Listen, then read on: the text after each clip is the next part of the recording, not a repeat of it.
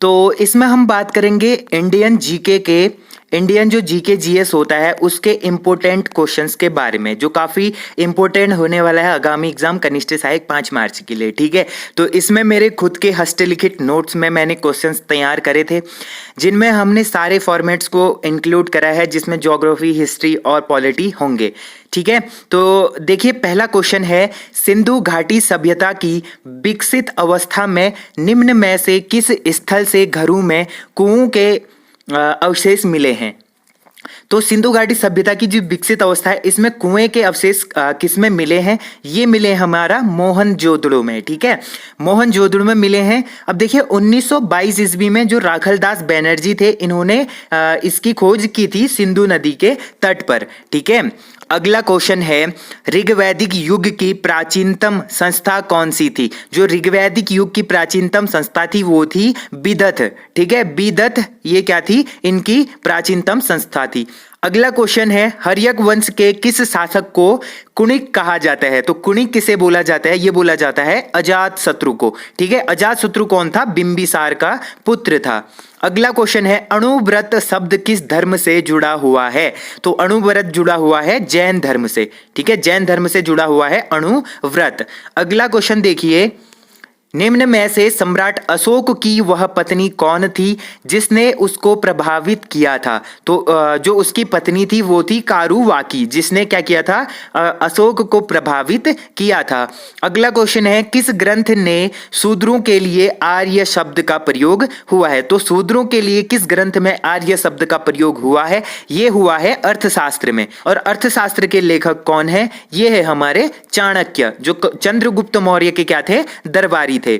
अगला क्वेश्चन है, दिल्ली नगर की स्थापना किसने की थी। तो दिल्ली नगर की स्थापना की थी तोमरू ने। बाद में यहां पर आके मुगल बस जाते हैं।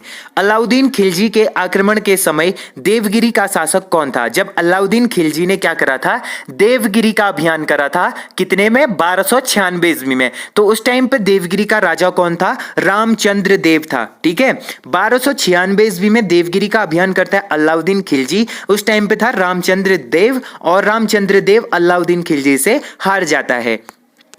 अगला क्वेश्चन है, कृष्ण देवराय किसके समकालीन थे। जो कृष्ण देवराय थे ये किसके समकालीन थे, ये थे बाबर के समकालीन। और बाबर कब बैठता है दिल्ली सल्तनत पर, 1526 ईस्वी में। पानीपत का इसका प्रथम युद्ध होता है और अंतिम युद्ध होता है घाघरा का युद्ध। इसके युद्धों के क्रमों की बात करें तो 1526, 1527, 1528, 1529, ये 4 युद्ध इसके प्रमुख हैं। अब देखिए 1526 में क्या हुआ था, 1526 ईस्वी में होता है पानीपत का युद्ध। ठीक है, पानीपत का युद्ध होता है। फिर 1527 में होता है खानवा का युद्ध। 1528 ईस्वी में होता है चंदेरी का युद्ध। 1529 ईस्वी में होता है घाघरा का युद्ध। अब इसके युद्धों को याद करने का एक सूत्र है, पान खा चल घर।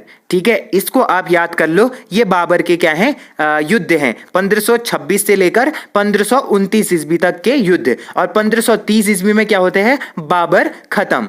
ठीक है, पान का मतलब होता है पानीपत का युद्ध, खा का मतलब होता है खानवा का युद्ध, चल का मतलब होता है चंदेरी का युद्ध, घर का मतलब होता है घाघरा का युद्ध। इस तरीके से आप लोग याद कर सकते हैं।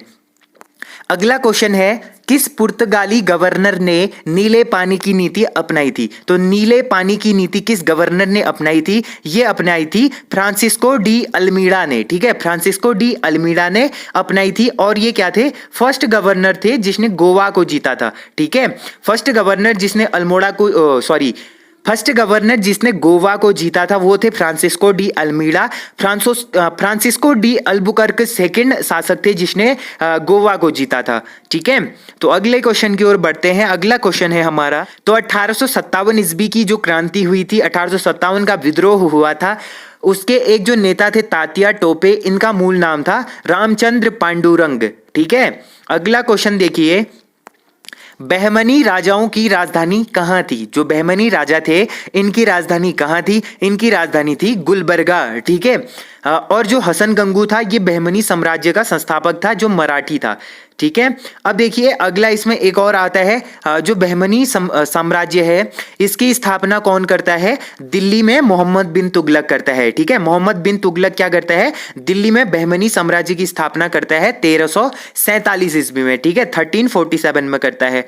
अगला क्वेश्चन देखिए, किसके मत में 1857 की क्रांति आरंभ में सैनिक विद्रोह था जो बाद में राष्ट्रीय विद्रोह स्वतंत्रता संग्राम में परिणत हो गया? तो ये था एस सेन का मत। ठीक है, एस सेन का मत था। अगला है भारत की दुर्दशा पुस्तक के लेखक कौन है? जो भारत दुर्दशा पुस्तक के लेखक हैं वो है हमारे भारतेंदु हरिश्चंद्र। ठीक है, भारतेंदु हरिश्चंद्र की पुस्तक है भारत दुर्दशा और ये इन्होंने लिखी थी 1875 ईस्वी में। ठीक है, अगला है संविधान निर्माताओं ने किस पर विशेष ध्यान दिया? तो इन्होंने विशेष ध्यान दिया था प्रस्तावना पर। ठीक है, अगला क्वेश्चन है संविधान के कौन से भाग में पंचायती राज से संबंधित प्रावधान सम्मिलित हैं? तो ये सम्मिलित हैं भाग 9 से। ठीक है, टोटल कितने भाग है संविधान में? 22 भाग है। और कितने अनुसूचियां हैं? 12 अनुसूचियां हैं। तो जो भाग 9 है, भाग 9 में क्या है? संविधान के भाग 9 में पंचायती राज से संबंधित है। और जो भाग 9 है, भाग 9 में आर्टिकल 243 आता है। ठीक है, आर्टिकल 243 आता है जो पूरे संविधान का सबसे बड़ा आर्टिकल है। अगला देखिए, मिश्रित अर्थव्यवस्था का क्या अभिप्राय है? अब ये आपको इकोनॉमी का क्वेश्चन दिखेगा। अब ये क्वेश्चन तो आपका क्या बोलते हैं कनिष्ठ सहायक में नहीं आएगा, लेकिन ये आ सकता है आपका जो फॉरेस्ट गार्ड का एग्जाम है। तो देखिए मिश्रित अर्थव्यवस्था का क्या अभिप्राय है? तो मिश्रित अर्थव्यवस्था का अभिप्राय होता है सरकारी व निजी क्षेत्रों का सह अस्तित्व। ठीक है, अगला है हिंदू वृद्धि दर किससे संबंधित है? तो ये होता है राष्ट्रीय आय से संबंधित। भूगोल के लिए ज्योग्राफी का शब्द का प्रयोग सर्वप्रथम किसने किया था? तो भूगोल के लिए ज्योग्राफी का शब्द का सर्वप्रथम प्रयोग किया था इरेटस्थनीज ने। ठीक है, इरेटस्थनीज ने किया था सर्वप्रथम प्रयोग। अगला क्वेश्चन है अमीर खुसरो का वास्तविक नाम क्या था? तो अमीर खुसरो का वास्तविक नाम था मोहम्मद हसन और इसको हिंदुस्तान का क्या बोला जाता था? तोता बोला जाता था। ठीक है, हिंदुस्तान का तोता इसको बोला जाता था, अमीर खुसरो को मोहम्मद हसन। अगला है बुद्ध ने निम्न में से किस स्थान पर महापरिनिर्वाण प्राप्त किया था? अब देखिए बौद्ध धर्म, जैन धर्म, इनसे एक क्वेश्चन पूछता है हमेशा। तो देखिए बुद्ध ने निम्न में से किस स्थान पर महापरिनिर्वाण करा था? ये करा था इन्होंने कुशीनगर में। अब देखिए इनके जन्म की बात करें तो इनका जन्म होता है 563 ईस्वी पूर्व। ठीक है, 563 ईस्वी पूर्व और इनकी मृत्यु हो जाती है 483 BC में। ठीक है, तो इनकी मृत्यु होती है 80 वर्ष की उम्र में। कुशीनगर में इनका महापरिनिर्वाण हो जाता है। अगला क्वेश्चन है हमारा किस यूरोपीय ने भारत में सबसे पहले अपना व्यापार फैलाया था? तो कौन सा ऐसा यूरोपीय था जिसने भारत में सबसे पहले अपने व्यापार को फैलाया था?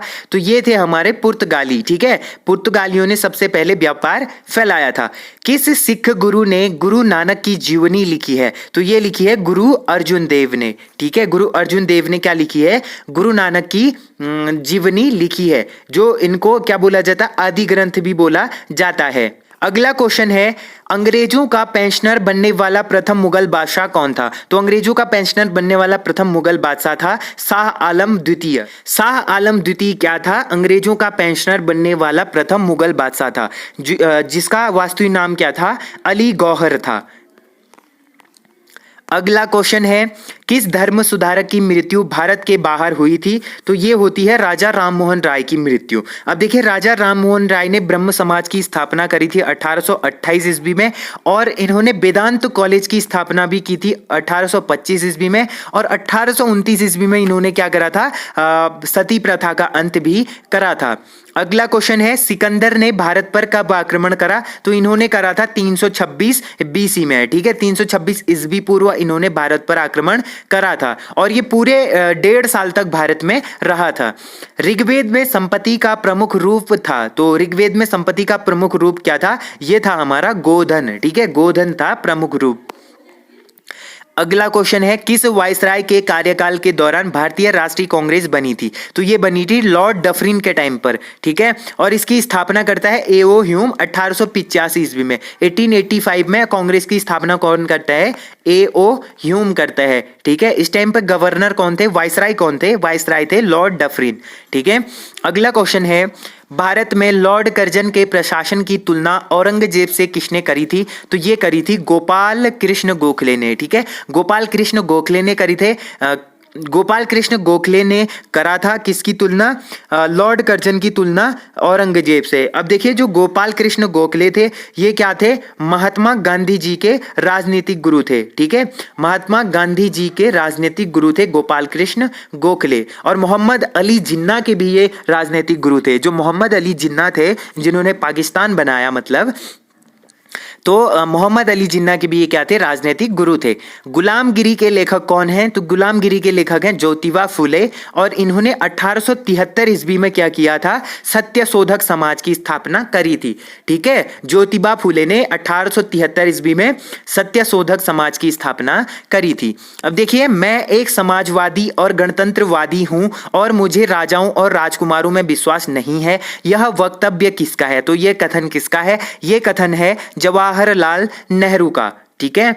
अगला है, निम्न में से किस अधिनियम द्वारा भारत के गवर्नर जनरल को अध्यादेश जारी करने की शक्ति प्रदान की गई है? तो किस अधिनियम के द्वारा भारत के गवर्नर जनरल को अध्यादेश जारी करने की शक्ति प्रदान की गई है? तो ये जो अधिनियम था ये था भारतीय परिषद अधिनियम 1861 ईस्वी, ठीक है। 1861 ईस्वी का जो भारतीय परिषद अधिनियम था, इसके तहत भारत के जो गवर्नर जनरल है इनको अध्यादेश जारी करने की शक्ति प्रदान की गई है। अगला क्वेश्चन है हमारा, मॉन्टेग्यू चेम्सफोर्ड सुधार में प्रावधानों का सार क्या था? तो इसका जो सार था वो था प्रांतों में दोहरा शासन, ठीक है। प्रांतों में दोहरा शासन ही मॉन्टेग्यू चेम्सफोर्ड सुधार का प्रावधान था। अगला है, अल्प विकसित देशों में गरीबी का मुख्य कारण क्या था? जो अल्प विकसित देश हैं इनमें गरीबी का मुख्य कारण क्या था? ये था आय में असमानता। आय में असमानता होने के कारण ही अल्प विकसित देशों में गरीबी का मुख्य कारण था। और देखिए, भारत किस तरीके का देश है? भारत क्या है? एक विकासशील देश है, ठीक है। भारत क्या है? एक विकासशील देश है।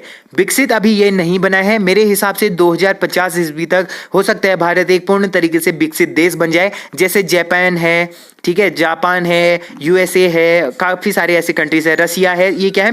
विकसित देश है। भारत अभी विकासशील देश है, इसमें विकास काफी हद तक बढ़ते जा रहा है, ठीक है। कांग्रेस ने भारत छोड़ो आंदोलन का प्रस्ताव किस वर्ष पारित किया था? तो भारत छोड़ो आंदोलन का प्रस्ताव जो पारित किया था महात्मा गांधी ने करा था 1942 ईस्वी में, ठीक है। 1942 ईस्वी में भारत छोड़ो आंदोलन का प्रस्ताव किया था। अब देखिए, 1942 में ऑपरेशन जीरो आवर इसको बोला जाता है, भारत छोड़ो आंदोलन को, ठीक है, ऑपरेशन जीरो आवर। अगला क्वेश्चन है, भारतीय करेंसी नोटों के पिछले भाग पर कितनी भाषाएं मुद्रित होती हैं? तो ये होती हैं हमारी 15 भाषाएं, ठीक है। 15 भाषाएं होती हैं नोट के पिछले भाग पर। टोटल भाषाओं की बात करें जो नोट के दोनों साइड होती है तो वो होती है 17 भाषाएं। अगला क्वेश्चन है, अंतर्राष्ट्रीय तिथि रेखा का निर्धारण किस वर्ष किया गया था? जो अंतर्राष्ट्रीय तिथि रेखा है इसका निर्धारण किया गया था 1884 ईस्वी में, ठीक है। 1884 में अंतर्राष्ट्रीय तिथि रेखा का निर्धारण किया गया है। अब देखिए, जो 180 डिग्री देशांतर रेखा है इसी को इंटरनेशनल डेट लाइन बोला जाता है, ठीक है। 180 डिग्री देशांतर रेखा को ही अंतर्राष्ट्रीय तिथि रेखा IDL बोला जाता है। अगला क्वेश्चन देखिए, स्थल मंडल के कुल क्षेत्रफल के कितने प्रतिशत भाग पर पर्वतों के विस्तार पाया जाता है? अब देखिए, स्थल मंडल के कुल क्षेत्रफल के कितने प्रतिशत भाग पर पर्वतों का विस्तार पाया जाता है? ये पाया जाता है हमारा 26%, ठीक है। 26% भागों पर क्या पाया जाता है? ये पाया जाता है स्थल मंडल।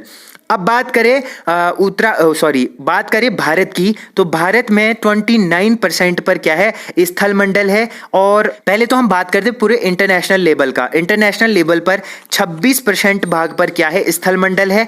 33% भागों पर पठार है। 41% पर मैदान है। अब हम बात करेंगे इंडिया की, तो इंडिया में है 29.3% पर पर्वत और 27.7% पर पठार और मैदान है 43%। ये 2021-22 के अनुसार है, ठीक है। ये भारत का था और जो मैंने इससे पहले बताया वो इंटरनेशनल था। देखिए आज का लास्ट क्वेश्चन, लोक चित्रकला की मधुबनी शैली भारत के किस राज्य में प्रचलित है? जो मधुबनी शैली है ये भारत के किस राज्य में प्रचलित है? तो ये प्रचलित है बिहार में, ठीक है। बिहार राज्य में क्या है? लोक चित्रकला की मधुबनी शैली प्रचलित है। तो ये थे गाइज आज के कुछ इंपॉर्टेंट 40+ इंपॉर्टेंट क्वेश्चंस जो हमारे जीके जीएस से रिलेटेड थे, जिसमें हमने ज्योग्राफी, हिस्ट्री और मॉडर्न हिस्ट्री और पॉलिटी के सारे क्वेश्चंस देखे थे जो इंपॉर्टेंट थे। इसका एक और सेट आएगा जो मेरे खुद के हस्तलिखित नोट्स होंगे। तो होप करता हूँ आप लोगों को ये वीडियो पसंद आई होगी। अगर वीडियो पसंद आई तो वीडियो को लाइक जरूर करना, क्योंकि यार आप लोग लाइक नहीं करते तो इसी वजह से मेरी रीच थोड़ी सी कम हो जाती है और ज़्यादा लोगों तक वीडियो नहीं पहुँच पाती। अगर आप लोग लाइक करेंगे और कॉमेंट करेंगे, कॉमेंट करो कुछ भी कर दो लेकिन कमेंट जरूर करना, इससे क्या होता है एंगेजमेंट बनती है, ठीक है। तो यार मिलते हैं ऐसी इंटरेस्टिंग वीडियो में, तब तक के लिए take care and bye bye.